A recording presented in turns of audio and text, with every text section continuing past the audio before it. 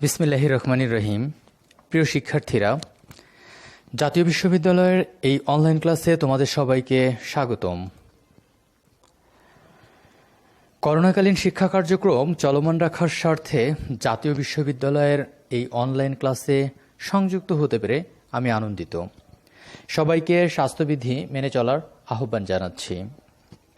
আজকের এই লেকচারটি যারা ইসলামের ইতিহাস ও সংস্কৃতি বিষয়ের সম্মান তৃতীয় বর্ষের স্টুডেন্ট তাদের জন্য যে কোর্সগুলো নির্ধারিত রয়েছে সেই কোর্সগুলোর মধ্য থেকে বিশ্ব সভ্যতার ইতিহাস, যার কোর্স কোড 231613, এই কোর্সটি থেকে আমি গুরুত্বপূর্ণ কয়েকটি টপিক নিয়ে তোমাদের সাথে কথা বলবো।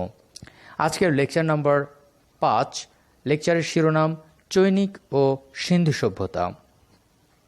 আজকের এই আলোচনার পুরোটা সময় জুড়ে আমি তোমাদের সাথে আছি। আমি মোহাম্মদ ইমামুল ইসলাম কাজল, প্রভাষক, ইসলামের ইতিহাস ও সংস্কৃতি বিভাগ, খুলনা সরকারি মহিলা কলেজ, খুলনা থেকে। আজকের আলোচনার শেষে বা লেকচার শেষে আমরা যা জানতে পারবো তা হলো চৈনিক সভ্যতা কি, কনফুসিয়াস কে ছিলেন, তাং বংশ সম্পর্কে জানতে পারবো, হরপ্পা নগরের কী বৈশিষ্ট্য ছিল, হরপ্পা নগর সম্পর্কে ধারণা পাবো, এবং সর্বশেষ যে টপিক সম্পর্কে জানতে পারবো সেটি হলো সিন্ধু সভ্যতার যে নগর পরিকল্পনা ছিল, সেই সিন্ধু সভ্যতার নগর পরিকল্পনা সম্পর্কে ধারণা পাবো। তো চলো আমরা আজকের আলোচনার যে টপিকগুলো রয়েছে সেই টপিকগুলো ধারাবাহিকভাবে জেনে নেই। নদী তীরবর্তী যেসব সভ্যতা গড়ে উঠেছে সেই সব সভ্যতাগুলোর মধ্য থেকে অন্যতম একটি আলোচিত বিষয় হলো চৈনিক সভ্যতা। যে সভ্যতাটি অন্যান্য সভ্যতার ন্যায় যেমন মিশরীয়, মেসোপটেমীয় বা সিন্ধু সভ্যতার মতো পুরনো না হলেও তারা তাদের নিজস্বতা, স্বকীয়তার মাধ্যমে নিজেদের এক অনন্য স্থান দখল করে রেখেছে।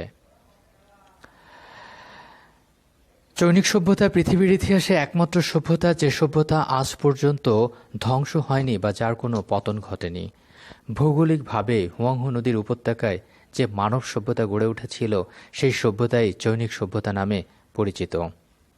যদিও এ সভ্যতা অন্যান্য সভ্যতার ন্যায় অনেক বেশি পুরনো নয়, কিন্তু খ্রিস্টপূর্ব 2200 অব্দের কিছু পরেই এই সভ্যতার মধ্যেই ব্রোঞ্জ যুগের সূচনা ঘটে।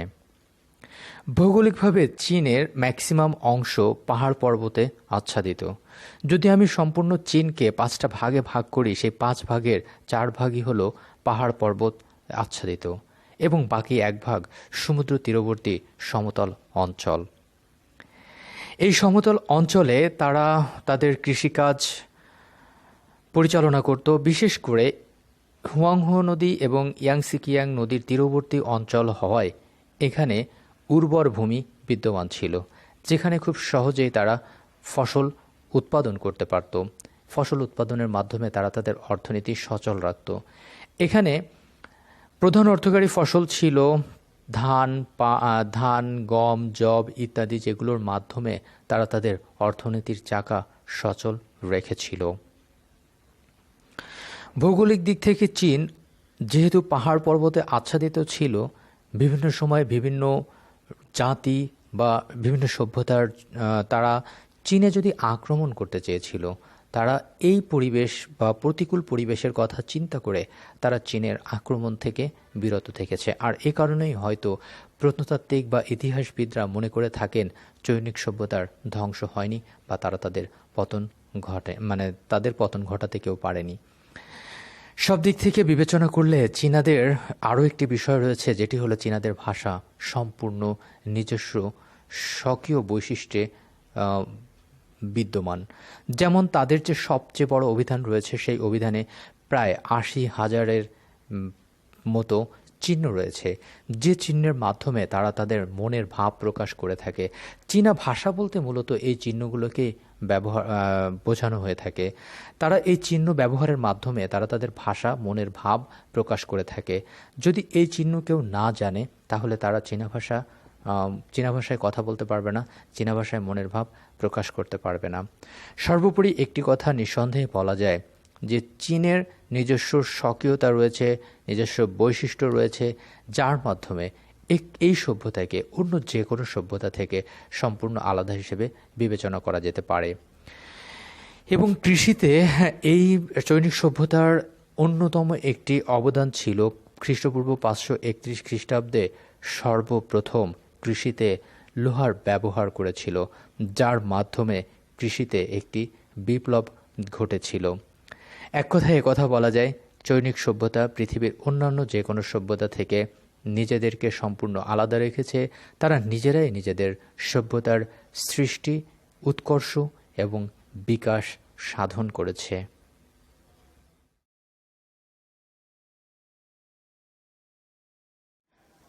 এখন যে টপিকটি নিয়ে আমরা কথা বলবো সেটি হলো কনফুসিয়াস কে ছিলেন। কনফুসিয়াস সম্পর্কে কিছু তথ্য জেনে নিব।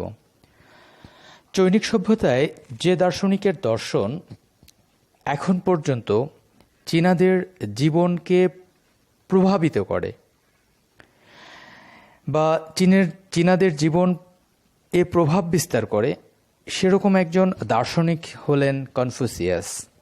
কনফুসিয়াস ছিলেন প্রাচীন চীনের একজন বিখ্যাত চীনা দার্শনিক। চীনের ধর্ম কিংবা দর্শন উভয় ক্ষেত্রে কনফুসিয়াসের যে মতবাদ, সে মতবাদটি বিশেষভাবে উল্লেখযোগ্য ছিল। তিনি ছিলেন চীনের ইতিহাসে সবচেয়ে প্রভাবশালী একজন দার্শনিক। এই প্রভাবশালী দার্শনিক কনফুসিয়াস তিনি 551 খ্রিস্টপূর্বাব্দে চীনের লু প্রদেশের চুফু নগরে জন্মগ্রহণ করেন। তিনি খুব ছোটবেলায় বাবা মাকে হারিয়েছেন এবং তার সম্পর্কে খুব বেশি তথ্য জানা যায় না। কনফুসিয়াসের প্রকৃত নাম কাংফু জি। 17 শতকে পর্তুগিজ জেসুইট মিশরীয়রা উচ্চারণের সুবিধার্থে তার নাম পরিবর্তন করে রাখেন কনফুসিয়াস। কনফুসিয়াস খুব ছোটবেলা থেকে তিনি তার প্রতিভার স্বাক্ষর রাখতে শুরু করেছিলেন। সরকারি চাকরি লাভের যোগ্যতা সেই অর্জনের জন্য তাকে বিদ্যালয়ে পাঠানো হয়। তিনি পড়াশোনা করতে শুরু করলেন, কিন্তু তিনি পড়াশোনায় খুব বেশি মনোযোগী ছিলেন না। একসময় তিনি খাদ্য গুদামের দায়িত্বপ্রাপ্ত হলেন। অনুমান করা হয়ে থাকে যে খ্রিস্টপূর্ব 502 থেকে খ্রিস্টপূর্ব 492 পর্যন্ত তিনি কোনো এক দেশীয় রাজার মন্ত্রী হিসেবে নিযুক্ত ছিলেন। আমরা একটু আগে উল্লেখ করেছি, তার সম্পর্কে ঐতিহাসিক খুব বেশি তথ্য জানা যায় না। সেই কোনো এক দেশীয় রাজার মন্ত্রী হিসেবে নিযুক্ত থাকা অবস্থায় তিনি লু রাজ্যের বিশৃঙ্খলা দেখতে পেলেন এবং ওই বিশৃঙ্খলা দেখে তিনি ওই মন্ত্রিত্ব পদ থেকে সরে দাঁড়ালেন বা মন্ত্রিত্ব পদ থেকে তিনি ইস্তফা দেন। এর মধ্যেই তিনি দক্ষ একজন শিক্ষাগুরু ও জ্ঞান তাপস হিসেবে বিখ্যাত হয়ে ওঠেন। সামাজিক ব্যবহারের শালীনতা, অনুশীলন, এগুলো ছিল কনফুসিয়াস এর যে সেই শিক্ষার অন্যতম প্রধান দিক। তিনি মানুষের সুবিধা অসুবিধার দিকগুলো এবং দায়িত্ব কর্তব্যের দিক থেকে 5টি নীতি বা 5টি কর্তব্যের কথা উল্লেখ করেন, যেগুলো 5 চিং নামে পরিচিত। কনফুসিয়াসের যে নীতি বা দর্শন, সেই নীতি বা দর্শনের যে প্রভাব সেটি সমগ্র চীনা নাগরিকদের উপর পড়ে। তার দর্শন বা তার নীতি সম্পর্কে ভালো দিক যেমন রয়েছে, তেমন সমালোচনাও রয়েছে। সেই সমালোচনার দিক থেকে বিচার করলে আমরা কনফুসিয়াসকে উভয় দিক থেকে বিচার করলে বলতে পারি তার যে নীতি, সেই নীতি বা তার যে দর্শন, সেই দর্শন অনস্বীকার্য। কনফুসিয়াস ছিলেন একজন বিদ্যা অনুরাগী, তাত্ত্বিক, সফল শিক্ষাগুরু, বাস্তববাদী, রাষ্ট্রনীতিক এবং সংস্কারকদের মধ্যে অন্যতম একজন পথ প্রদর্শক। কনফুসিয়াসের জীবন দর্শন ও ব্যক্তিজীবনে এতটাই প্রভাব ফেলেছিল যে দর্শন ধর্ম হিসেবে রূপ লাভ করতে থাকে চীনাদের মধ্যে। কনফুসিয়াসের যে মতবাদ বা দর্শন, সেই দর্শনের দিক থেকে তিনি শিক্ষা দর্শন, রাষ্ট্র দর্শন, ধর্ম দর্শন বা নৈতিক দর্শন, এই বিষয়গুলো নিয়ে আলোচনা করেছেন। শিক্ষা দর্শনের ক্ষেত্রে তিনি আজীবন ভ্রাম্যমাণভাবে ছাত্রদেরকে শিক্ষা দিয়ে গেছেন এবং শিক্ষা দর্শনের মূল বিষয় ছিল জ্ঞান অর্জন। তিনি জ্ঞান অর্জনের ক্ষেত্রে 3টি বিষয়ের কথা উল্লেখ করেছেন: ইতিহাস, পণ্য এবং ব্যবহারিক দিক। রাষ্ট্রদর্শনের ক্ষেত্রে তিনি গণতন্ত্রের প্রতি শ্রদ্ধাশীল হতে বলেছেন। শাসক হিসেবে একজন বিজ্ঞ, জ্ঞানী এবং জনকল্যাণকামী শাসককে নির্বাচিত করতে বলেছেন। কনফুসিয়াসের যে ধর্ম দর্শন, এটি ছিল মানবতাবাদী। তিনি ধর্মদর্শনের মূল যে বিষয়গুলো উল্লেখ করেছেন, অতি ঐতিহ্যবাহী যে ধর্মীয় আচার অনুষ্ঠান সেগুলো পালনের কথা বলেছেন। নিজেদের মধ্যে দেবতার যে অনুসন্ধান সেটির কথা বলেছেন। জীবনই মুখ্য, মৃত্যু নয়, জীবনকেই প্রাধান্য দিতে বলেছেন। এবং পূর্বপুরুষদের প্রতি সম্মান প্রদর্শন রেখে পূজা বা দেবদেবীদের যে স্তুতিমূলক কার্যক্রম, সে বিষয়গুলো তিনি পালন করতে বলেছেন। এবং নৈতিক দর্শনের ক্ষেত্রে রাজা প্রজার সম্পর্ক, স্বামী স্ত্রীর সম্পর্ক, পিতা পুত্র সম্পর্ক, বন্ধু বন্ধু সম্পর্ক, অগ্র বা অনুজ সম্পর্ক, এই বিষয়গুলোকে তিনি প্রাধান্য দিয়েছেন। কনফুসিয়াসের দর্শনকে সমালোচনা আমরা করলেও এক কথায় বলতে পারি, সামগ্রিক চৈনিক জীবনে বা চীনাদের জীবনে কনফুসিয়াসের যে মতবাদ বা দর্শন, এটি ব্যাপকভাবে প্রভাব বিস্তার করেছিল।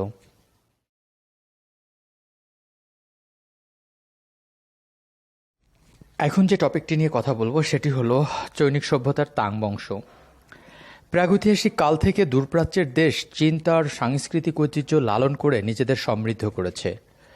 ইউরোপ ও মধ্যপ্রাচ্যের মতো দূরপ্রাচ্য মধ্যযুগে সভ্যতার যে উন্মেষ এবং বিকাশ সেটি ঘটেছিল। আর মধ্যযুগে চীনের সভ্যতা বলতেই বা চীনা সভ্যতা বলতেই এই তাং বংশের রাজত্বকালকেই বোঝানো হয়ে থাকে।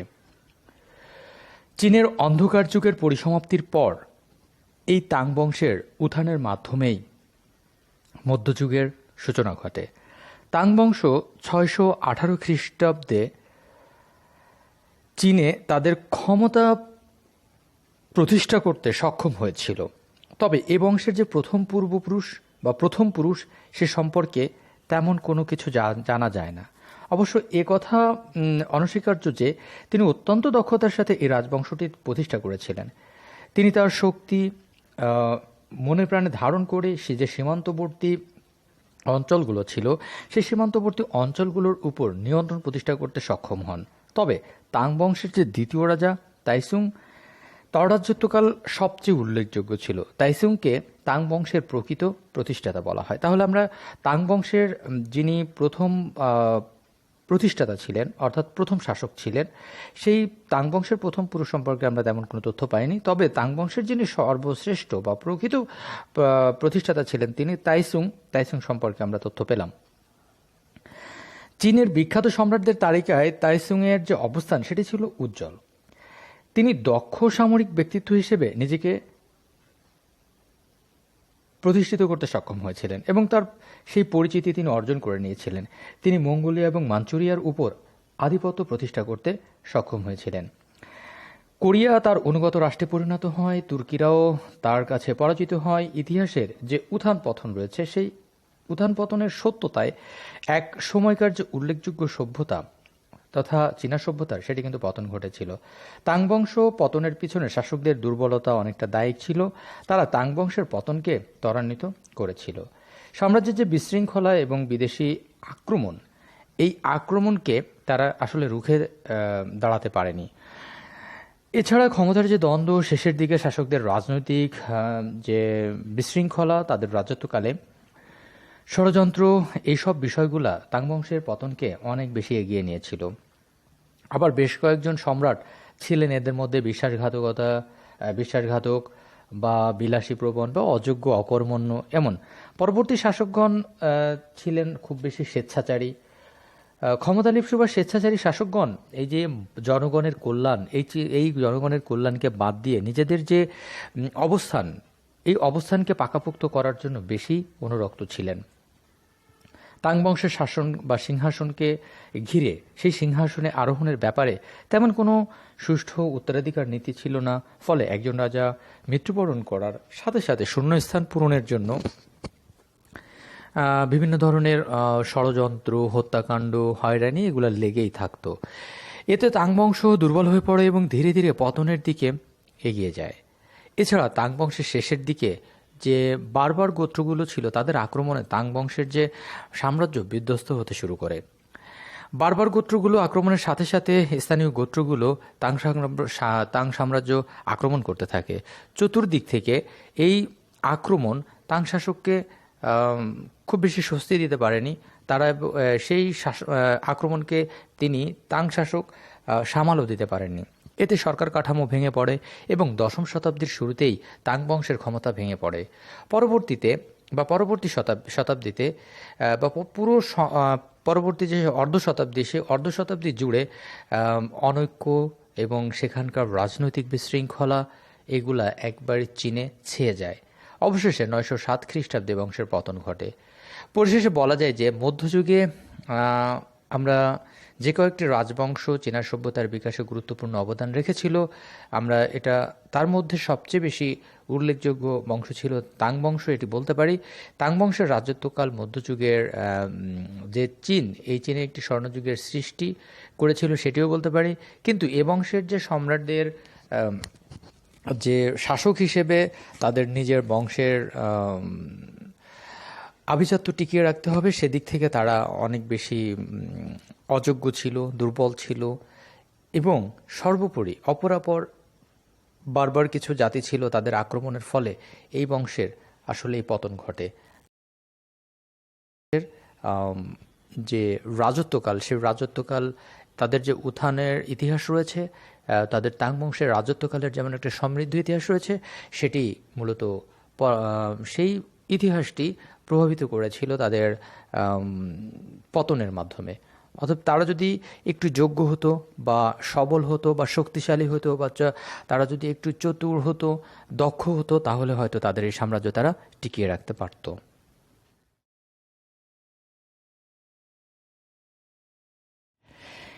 এখন যে টপিকটি নিয়ে কথা বলবো সেটি হলো হরপ্পা নগর। এই হরপ্পা নগর সম্পর্কে আমরা কিছু তথ্য জানার চেষ্টা করব। মূলত এই সভ্যতায় যারা অধিবাসী ছিল সিন্ধু উপত্যকাবাসী, তাদের সবচেয়ে বড় অবদান ছিল পরিকল্পিত নগর ব্যবস্থা। সুসংগঠিত নগর বিন্যাসের মাধ্যমে বিশ্ব সভ্যতার ইতিহাসে সিন্ধু সভ্যতার যে খ্যাতি, এই খ্যাতি বিশ্বজোড়া। সিন্ধুবাসীদের নগর পরিকল্পনা দেখে মনে করা হয় যে সিন্ধু সভ্যতার যে জনগোষ্ঠী, তাদের প্রাচীন জীবন প্রণালী তারা একেবারেই ত্যাগ করে সুসংগঠিত, বাস্তবসম্মত, প্রগতিশীল, বিজ্ঞানসম্মত একটি নগর সভ্যতার পত্তন বা গোড়াপত্তন তারা ঘটিয়েছিল। সিন্ধু সভ্যতার হরপ্পা শহরের মধ্যে উন্নত সড়ক যোগাযোগ ব্যবস্থা ছিল। শহরের মধ্য দিয়ে সোজা উত্তর দক্ষিণ এবং পূর্ব পশ্চিমে বিস্তৃত রাস্তা চলে গেছে। রাস্তাগুলো একে অন্যের সাথে সমকোণে সংযুক্ত ছিল। বড় বড় যে রাস্তার সাথে ছোট ছোট রাস্তা বা গলি, সেগুলো এসে সংযুক্ত হয়েছে। এক্ষেত্রে উল্লেখ করা যেতে পারে, প্রধান যে রাস্তাটি ছিল সেটি প্রায় 35 ফুট, সরু রাস্তাটি 10 ফুট প্রশস্ত ছিল। জনসাধারণের চলাফেরার জন্য রাস্তার দুই ধারে কূপ এবং ল্যাম্পপোস্ট রাখা হয়েছিল। রাস্তায় ময়লা এবং পানি নিষ্কাশনের জন্য নর্দমা ও ডাস্টবিন ছিল। হরপ্পা ও মহেঞ্জোদারো এই দুটি নগর বেশ সুসংগঠিত ছিল। উভয় নগরীতে ক্ষুদ্র ক্ষুদ্র কুটির থেকে বড় বড় বা বিরাট বিরাট প্রাসাদের সন্ধান মেলে। বাড়িগুলো ছিল রাস্তার দিকে মুখ করা। তারা রাস্তা অবরোধ করে গৃহ নির্মাণ করত না, তারা পোড়া ইট দিয়ে গৃহ নির্মাণ করত। নগর দুটিতে এই যে মহেঞ্জোদারো এবং হরপ্পা, এই নগর দুটিতে কয়েক ধরনের বাড়ি পরিলক্ষণ করা যায়। যেমন বৃহৎ প্রাসাদ ছিল, দুর্গ ছিল, সাধারণ বাসগৃহ ছিল, স্নানাগার ছিল। মূলত এই যে বিভিন্ন টাইপের যে আমরা স্থাপত্য বা বাড়ি এগুলো দেখতে পাই, এখানে যে বৃহৎ যে প্রাসাদগুলো ছিল সেখানে শাসক, পুরোহিত বা শিক্ষিত উচ্চ শ্রেণীর লোকের বাস ছিল। আবার সাধারণ গৃহ নিম্ন শ্রেণীর লোক বাস করত, যা বৈষম্যের প্রমাণ দেয়। বাসগৃহগুলো থেকে আমরা আরেকটা জিনিস লক্ষ্য করে দেখতে পাই যে এই যে তারা যে ঘরগুলোতে বসবাস করত, এই ঘরগুলো প্রায় 2 থেকে 30 কামরা বিশিষ্ট ছিল। হরপ্পাতে একটি বড় গুদাম ঘরের সন্ধান পাওয়া যায়, যে ঘরটির আয়তন ছিল 169 গুণ 135 ফুট। এই ঘরের ভিতরে অনেকগুলো ছোট ছোট কক্ষ ছিল। ধারণা করা হয়ে থাকে যে কক্ষগুলো শস্য সংরক্ষণ করার জন্য ব্যবহার করা হতো। ঘরটিতে প্রচুর পরিমাণে ঘরটিতে প্রচুর পরিমাণে আলো বাতাস প্রবেশ করতো, সেরকম ব্যবস্থা রাখা হয়েছিল। এতে মনে করা হয় যে এই আলো বাতাসের কারণে শস্য যেন নষ্ট না হতে পারে, সেই শস্য নষ্ট হওয়ার হাত থেকে রক্ষা করার জন্যই আলো বাতাসের প্রবেশের ব্যবস্থা করা হয়। নগরবাসীর কাছ থেকে খাজনা আদায় করে এই গুদামে জমা রাখা হতো। আধুনিক যে ব্যাংক, এই ব্যাংকের সাথেও কিন্তু এটি তুলনা করা যেতে পারে। শহরের ময়লা পানি নিষ্কাশনের জন্য ছোট ছোট নালা বা নর্দমা ছিল। এই নর্দমাগুলো মূল নর্দমার বা পয়নালির সাথে সংযুক্ত ছিল।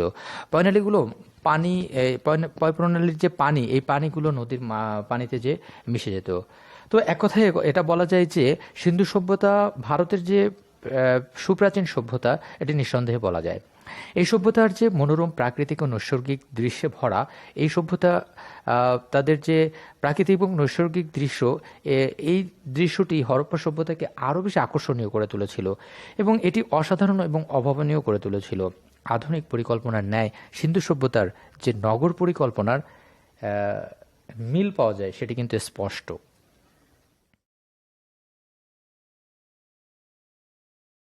এখন যে টপিকটি নিয়ে আমরা কথা বলবো সেটি হলো সিন্ধু সভ্যতার নগর পরিকল্পনা।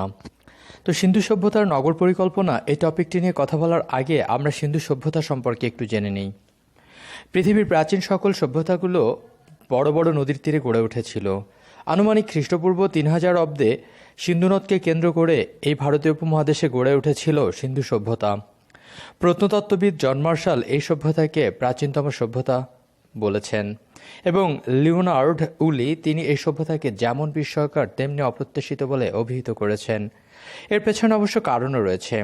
কারণ যাই থাকুক, 1921 থেকে 24 সাল পর্যন্ত সভ্যতার যে নিদর্শনগুলো আবিষ্কৃত হয়েছে, তার আগ পর্যন্ত ঐতিহাসিকরা মনে করতেন এটি বৈদিক বা আর্যদের সময় থেকে যে সূচনা ঘটেছিল, অর্থাৎ ভারতীয় উপমহাদেশের যে সূচনা ঘটেছিল, সেটি বৈদিক বা আর্যদের সময় থেকে। কিন্তু সিন্ধু সভ্যতার আবিষ্কারের ফলে প্রমাণিত হয়েছে যে এই সিন্ধু সভ্যতা শুধু ভারতীয় উপমহাদেশেরই প্রাচীন নয়, বরং এটি মিশর, সুমেরীয়, আক্কাদীয়, ব্যাবিলনীয়, অ্যাসিরীয় সভ্যতার সমসাময়িক। এই সিন্ধু সভ্যতার বিশালতা, উন্নত নগর পরিকল্পনা, অর্থনৈতিক ও সামাজিক এবং ওই সমসাময়িক সময়ের উন্নত যেসব সভ্যতা ছিল তাদের সঙ্গে যোগাযোগ, উন্নত শিল্পকলা, এই সব কিছু মিলিয়ে এই সভ্যতাটি মানব সভ্যতার ইতিহাসে বহু অবদান রেখে গিয়েছে। এই সভ্যতার আবিষ্কারের শুরুতেই এই সভ্যতা সিন্ধু নদ অঞ্চলে গড়ে উঠেছিল বলে এই সভ্যতাটির নামকরণ করা হয়েছিল সিন্ধু সভ্যতা। হরপ্পা এবং মহেঞ্জোদারোর মধ্যে প্রথম হরপ্পায় খনন কার্য পরিচালনা করা হয়েছিল বিধায় এই সভ্যতার অন্য একটি নাম হরপ্পা সভ্যতা। যদিও এ সভ্যতা শুধু সিন্ধু নদ কিংবা হরপ্পায় সীমাবদ্ধ ছিল এমন নয়, বিগত 7-8 দশক ধরে আরও বহু সংখ্যক প্রত্নস্থান আবিষ্কৃত হওয়ায় বর্তমান ভারত ও পাকিস্তানের বিশাল এলাকা জুড়ে এ সভ্যতার যে নিদর্শন সেটির প্রমাণ পাওয়া যায়। ঐতিহাসিক রামশরণ শর্মা তিনি মনে করে থাকেন প্রায় 250টি সিন্ধু সভ্যতার কেন্দ্র আবিষ্কৃত হয়েছে। 1875 সালে ইংরেজ প্রত্নতত্ত্ববিদ কানিংহাম হরপ্পার অপরিচিত লিপি লেখা একটি সিল এর সন্ধান পায়।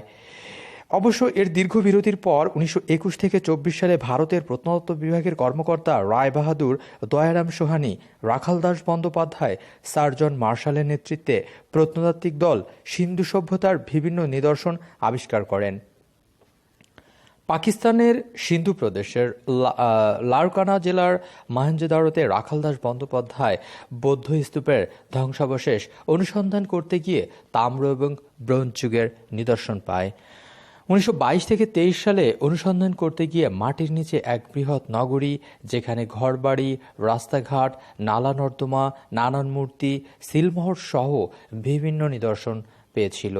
অন্যদিকে দয়ারাম সাহনি তিনি ভারতের পাঞ্জাবের রাভি নদীর তীরে মন্টগোমেরি জেলার হরপ্পা নামক স্থানে প্রাচীন যেসব নিদর্শনগুলো সেটি আবিষ্কার করেন। প্রত্নতত্ত্ব বিভাগের পরিচালক জন মার্শালের নেতৃত্বে প্রত্নতত্ত্ব বিভাগ আরও বহু নিদর্শন আবিষ্কার করে। পরবর্তী সময়ে 1921 থেকে 34 সালে সিন্ধু, বেলুচিস্তান এই অঞ্চলগুলোতে Kalinath Dikshit, doctor M Wheeler, Nanigopal Majumdar, M S. ভাটের নেতৃত্বে কিছু খনন কাজ পরিচালিত হয়। পরবর্তীতে বিবি লাল এবং বি.কে. থাপারের নেতৃত্বে 1961 থেকে 1969 সাল পর্যন্ত খনন কাজের ফলে রাজস্থানে আবিষ্কৃত হয় কালীবঙ্গান নামে একটি স্থান। এরপরও আবিষ্কার অব্যাহত রয়েছে। এসব আবিষ্কারের ফলে প্রাচীনকালে পাঞ্জাব থেকে বেলুচিস্তান পর্যন্ত কয়েকশো মাইল স্থানে একটি উন্নত সভ্যতার বিকাশ ঘটেছিল, তা আমরা জানতে পারি। হরপ্পা এবং মহেঞ্জোদারো শহরের যে সভ্যতা, এটি দেখতে একই রকমের, হয়তো নিদর্শনগুলো ভিন্ন ভিন্ন হতে পারে বা ভিন্ন ভিন্ন নিদর্শন থেকে সেটি প্রমাণিত হয়েছে। অন্যত্র সভ্যতার যে নিদর্শন আমরা পেয়েছি, সেই নিদর্শন আবিষ্কার হওয়ার ফলে, মানে এসব ছাড়াও এসব সভ্যতার যে নিদর্শন আবিষ্কার হয়েছে, সেই আবিষ্কারের ফলে এই সভ্যতার বিস্তার সম্পর্কে আমরা জানতে পারি। এখন আমরা সিন্ধু সভ্যতার যে নগর পরিকল্পনা, এই সিন্ধু সভ্যতার নগর পরিকল্পনা নিয়ে একটু কথা বলবো, সেটি আমরা পয়েন্ট আকারে আলোচনা করব। পৃথিবীর ইতিহাসে প্রাচীন যে সভ্যতাগুলো রয়েছে, তার বিচার এবং বিশ্লেষণ করলে, তার প্রত্নতাত্ত্বিক নিদর্শন পর্যবেক্ষণ করলে একথা বোঝা যায় যে সিন্ধু সভ্যতার ন্যায় অন্য কোনো সভ্যতা এত উন্নত ছিল না। তো প্রথমেই পয়েন্ট ভিত্তিক আলোচনায় আমরা কথা বলবো উন্নত রাস্তাঘাট নিয়ে। সিন্ধু সভ্যতার যে বিখ্যাত স্থানগুলো ছিল, যেমন হরপ্পা, মহেঞ্জোদারো, কালীবঙ্গান, চানহুদারো প্রভৃতি শহরের মধ্যে উন্নত সড়ক যোগাযোগ ব্যবস্থা ছিল। শহরের ভিতর দিয়ে সোজা উত্তর দক্ষিণ এবং পূর্ব পশ্চিমে বিস্তৃত রাস্তা ছিল। রাস্তাগুলো একটি রাস্তার সাথে অন্য একটি রাস্তা সমকোণে সংযুক্ত ছিল। বড় বড় রাস্তার সাথে ছোট ছোট রাস্তার গলিগুলো এসে সংযুক্ত হয়েছে। প্রধান রাস্তাটি প্রায় 35 ফুট প্রশস্ত এবং সরু যে রাস্তাগুলো ছিল সেটি প্রায় 10 ফুট পর্যন্ত প্রশস্ত ছিল। জনসাধারণের চলাফেরার জন্য রাস্তার দুই ধার দিয়ে কূপ ও ল্যাম্পপোস্ট রয়েছে। রাস্তায় ময়লা এবং পানি নিষ্কাশনের জন্য নালা, নর্দমা, ডাস্টবিন এগুলো ছিল। পরবর্তী পয়েন্ট হলো গৃহ নির্মাণ শৈলী। হরপ্পা এবং মহেঞ্জোদারো নগর দুটি বেশ সুসংগঠিত ছিল এবং দেখতে আকর্ষণীয় ছিল। উভয় নগরীতে ক্ষুদ্র ক্ষুদ্র প্রাসাদ থেকে বিরাট বিরাট প্রাসাদের সন্ধান পাওয়া যায়। বাড়িগুলো ছিল রাস্তার দিকে মুখ করা, তবে তারা রাস্তা অবরোধ করে কোনো নির্মাণ কাজ বা গৃহ নির্মাণ করতো না। তারা পোড়া ইট দিয়ে গৃহ নির্মাণ করত, যেন গৃহ বা প্রাসাদটি স্থায়ী হয়। নগর দুটিতে কিছু বাড়ি বা প্রাসাদ লক্ষ্য করা যায়, যেটি ছিল এমন: বৃহৎ প্রাসাদ, সাধারণ বাসগৃহ, স্নানাগার, দুর্গ এগুলো। তো এর মধ্যে বৃহৎ প্রাসাদে শাসক, পুরোহিত বা উচ্চ শিক্ষিত উচ্চ শ্রেণী যারা ছিল সেই ধরনের লোকের বসবাস ছিল। আবার সাধারণ বাসগৃহে বসবাস করত নিম্ন শ্রেণীর লোকজন। এই বাসগৃহগুলোর যে কামরার সংখ্যা সেটি ছোট এবং বড়, যে প্রাসাদের কথাই বললি না কেন, ছোট থেকে বড় প্রাসাদ পর্যন্তই প্রায় 2 থেকে 30 কামরা বিশিষ্ট বাসগৃহগুলো তাদের মধ্যে ছিল। এর পরবর্তী পয়েন্ট হলো যোগাযোগের বাহন। নগরের সাধারণ বাহন হিসেবে তারা একটি গাড়ি ব্যবহার করত, যে গাড়িটির নাম হলো এক্কা। তাছাড়া পণ্য পরিবহনের জন্য তারা উট ও গাধা ব্যবহার করত। এক্ষেত্রে যদিও অনেক ঐতিহাসিক বলে থাকেন তারা ওই সময় ঘোড়ার প্রচলন ছিল কিনা সে সম্বন্ধে সঠিক কোনো তথ্য পাওয়া যায়নি।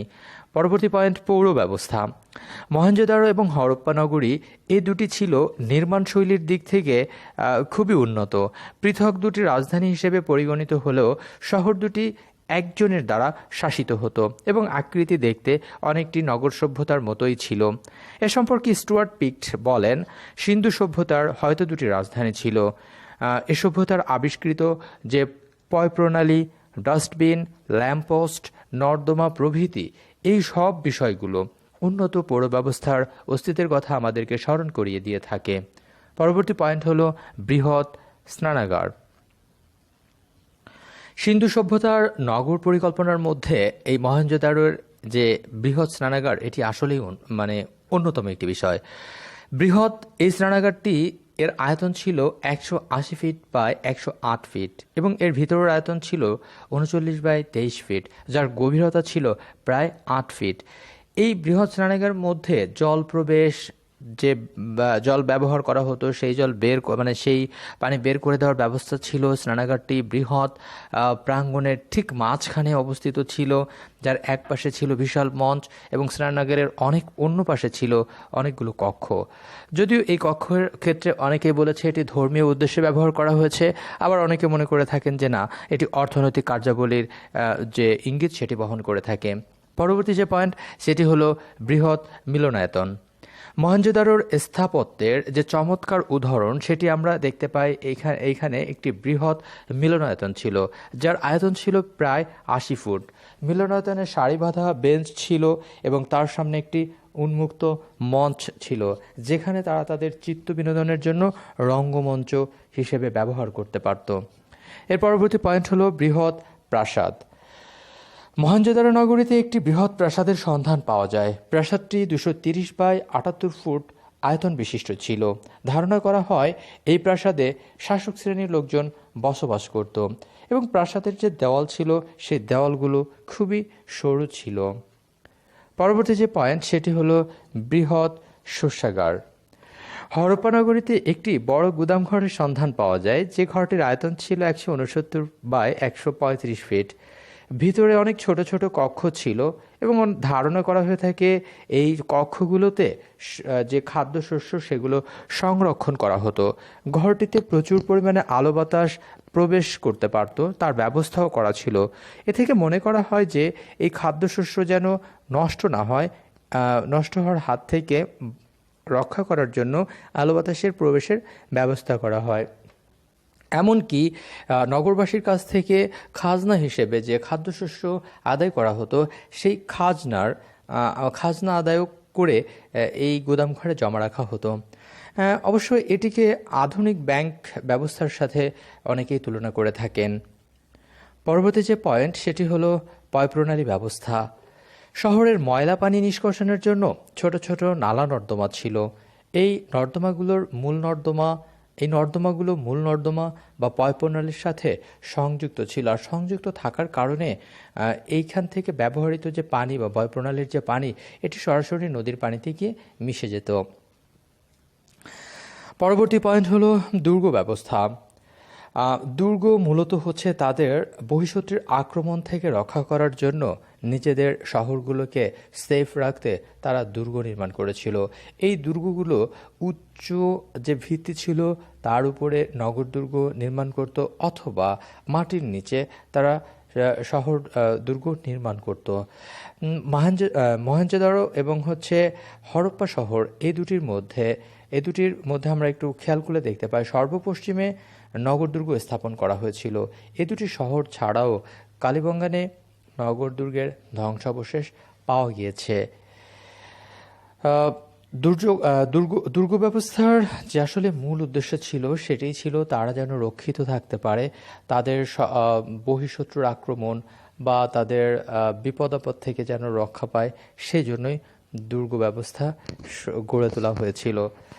তো আলটিমেটলি আমরা এই সিন্ধু সভ্যতার নগর পরিকল্পনার ক্ষেত্রে আমরা এই কথা বলতে পারি, সিন্ধু সভ্যতা ভারতের সুপ্রাচীন সভ্যতা।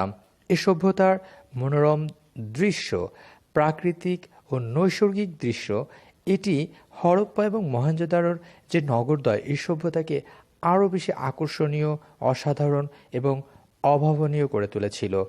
আধুনিক পরিকল্পনার ন্যায় সিন্ধু সভ্যতার নগর পরিকল্পনার যথেষ্ট মিল রয়েছে।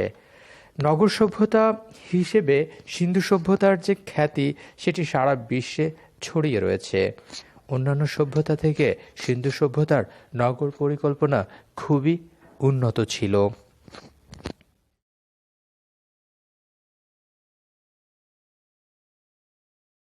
এতক্ষণ আমরা যা আলোচনা করলাম সেই আলোচনার জন্য কিছু রেফারেন্স বইয়ের উল্লেখ করছি আমরা। সভ্যতার ইতিহাস প্রাচীন ও মধ্যযুগ লিখেছেন ডক্টর আবু মোহাম্মদ দেলোয়ার হোসেন স্যার এবং মোহাম্মদ আব্দুল কুদ্দুস স্যার। বিশ্ব সভ্যতার ইতিহাস প্রথম ও দ্বিতীয় খণ্ড লিখেছেন শাহনেওয়াজ এবং AKM স্যার। মানুষের ইতিহাস আব্দুল হালিম ও অন্যান্য। World history at a glance লন্ডনের বইটি লিখেছেন রেদার অ্যান্ড জোসেফ। ওয়ার্ল্ড সিভিলাইজেশন, করাচির বইটি লিখেছেন রালফ অ্যান্ড বার্নস। আমরা আমাদের পড়ার জন্য বা আমাদের লেখার জন্য এই বইগুলো রেফারেন্স বই হিসেবে ব্যবহার করতে পারি।